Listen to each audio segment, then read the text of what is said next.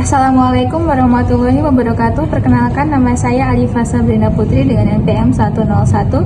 Di sini saya sebagai moderator dari kelompok 3 yang akan membahas tentang rancangan isu ketidaksadaran berlalu lintas di daerah Pringsewu dengan dosen pengampu Bapak Fatahillah, Sarjana Hukum, Magister Pendidikan, yang beranggotakan Alifa Sabrina Putri, saya sendiri dengan NPM 101, Tommy Megantara dengan NPM 106, Uli Rahayu dengan NPM 107, Mela Sagita dengan NPM 119, Bulan Dwi Agustin dengan NPM 127, Vina Mustafa dengan NPM 1446, Sherly Firlana dengan NPM 147, Alivia Firlana dengan NPM 148. Baik, selanjutnya ada latar belakang masalah. Ketidaksadaran hukum berlalu lintas merupakan salah satu masalah serius di Kabupaten Pringsewu yang tercermin pada tingginya pelanggaran lalu lintas seperti tidak lengkapnya surat kendaraan, pengabaian rambu lalu lintas, dan ketidakpatuhan terhadap aturan keselamatan berkendara. Masalah ini menunjukkan adanya kesenjangan antara nilai-nilai yang terkandung dalam Pancasila dan perilaku sehari-hari masyarakat, khususnya terkait pemahaman serta penerapan aturan berlalu lintas sebagai bagian dari etika kehidupan bangsa dan bernegara. Selanjutnya akan dijelaskan oleh rekan saya. Baik, di sini saya akan melanjutkan tentang latar belakang masalah. Pentingnya isu ini untuk dibahas berlandaskan pada kedudukan Pancasila sebagai landasan etika dan hukum bagi seluruh rakyat Indonesia. Dalam hal ini, pelanggaran lalu lintas melanggar prinsip sila kedua, yaitu kemanusiaan yang adil dan beradab, yang menekankan perlunya penghargaan atas hak dan keselamatan bersama. Ketertiban dan keamanan lalu lintas merupakan salah satu bentuk pemenuhan hak dasar untuk hidup aman dan damai di jalan raya, yang juga menghindarkan masyarakat dari risiko kecelakaan lalu lintas. Isu yang akan dibahas dalam penelitian ini adalah ketidaksadaran hukum berlalu lintas di daerah Pringsewu yang tampak pada tingginya pelanggaran lalu lintas, seperti tidak memiliki surat-surat kendaraan lengkap, tidak mematuhi rambu lalu lintas, dan pelanggaran terkait keselamatan berkendara. Ketidaksadaran ini menunjukkan adanya kesenjangan dalam pemahaman dan penerapan aturan berlalu lintas oleh masyarakat setempat, serta kurangnya kesadaran akan dampak pelanggaran terhadap keselamatan bersama. Sekian penjelasan dari saya, selanjutnya akan dilanjutkan oleh rekan saya. Baik, terima kasih. Di sini saya akan menjelaskan tentang rumusan masalah. Yang pertama, bagaimana penerapan nilai-nilai Pancasila sebagai etika dan hukum dalam meningkatkan kesadaran hukum berlalu lintas di Pringsewu. Lalu yang kedua, faktor apa saja sih yang menyebabkan rendahnya kesadaran hukum berlalu lintas di Pringsewu? Lalu yang ketiga, bagaimana peran penegak hukum dalam menanggapi ketidaksadaran hukum berlalu lintas di Pringsewu? Lalu ada tujuan masalah. Yang pertama, meningkatkan pemahaman masyarakat mengenai pentingnya hukum dan etika berlalu lintas. Lalu yang kedua, mengidentifikasi faktor-faktor yang menyebabkan rendahnya kesadaran berlalu lintas. Lalu yang ketiga, mengidentifikasi peran dan tindakan penegak hukum dalam menanggulangi pelanggaran lalu lintas di Pringsewu. Terima kasih, sekian penjelasan dari saya.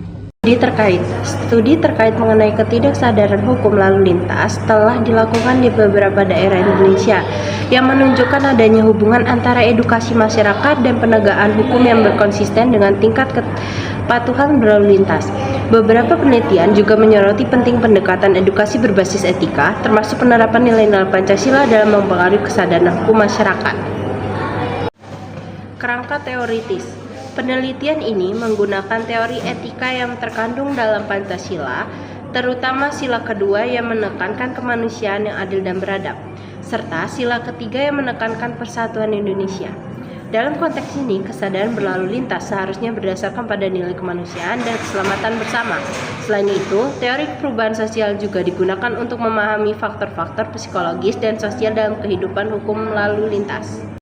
Baik, selanjutnya yaitu sumber media. Sumber berita yang relevan dengan isu ini diambil dari media daring seperti rri.co.id yang mengulas hasil Operasi Zebra Krakatau 2024 di Pringsewu. Berita ini memberikan data pendukung mengenai jenis dan jumlah pelanggaran yang ditemukan selama operasi serta dampaknya bagi masyarakat setempat. Selanjutnya yaitu ada metode pengkajian. Yang pertama, subjek pengkajian.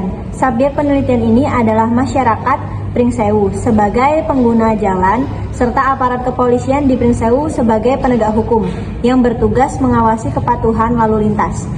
Selanjutnya yaitu ada waktu dan tempat, di mana penelitian akan dilaksanakan pada bulan November 2024 dengan lokasi pengumpulan data di Polres Pringsewu dan pos pantau lalu lintas di Kabupaten Pringsewu.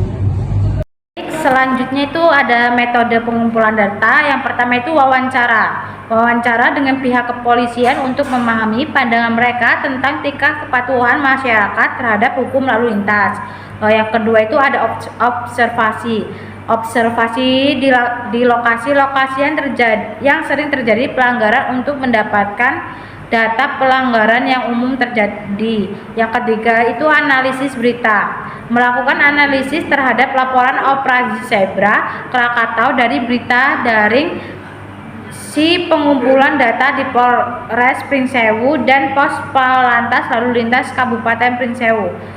Yang selanjutnya itu depth analisis data. Data yang terkumpul akan dianalisis secara kualitatif untuk mengidentifikasi pola-pola pelanggaran, faktor-faktor yang berkontribusi terhadap ketidaksadaran hukum, serta efektivitas peranan penegak hukum di Pringsewu.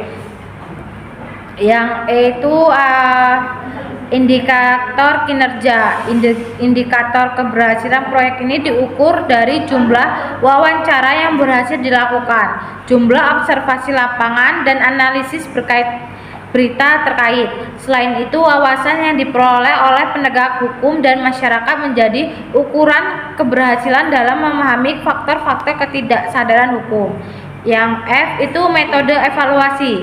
Keberhasilan proyek ini akan dievaluasi melalui kuesioner kepada penegak hukum dan masyarakat, serta analisis hasil wawancara untuk mengukur perubahan kesadaran atau pola pikir terhadap pentingnya hukum berlalu lintas. Baik, selanjutnya itu ada jadwal kegiatan, kemudian itu ada rencana anggaran. Sekian video presentasi dari kelompok kami. Saya mengucapkan terima kasih.